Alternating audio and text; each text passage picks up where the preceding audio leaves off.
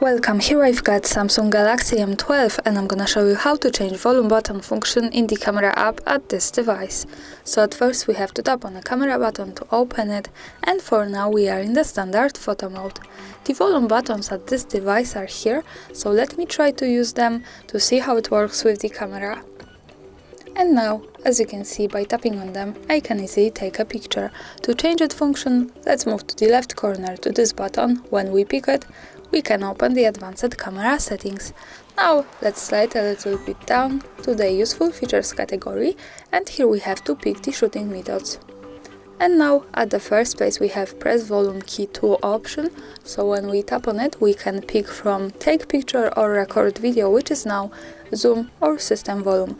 So let me change this to zoom to show you how it works different, and let's go back to the camera now. And let me try to tap on these buttons once again. As you can see, now I can get closer to my subject and also go back, so I can use zoom by tapping on the volume keys. And that's all, thanks for watching, subscribe our channel and leave the thumbs up.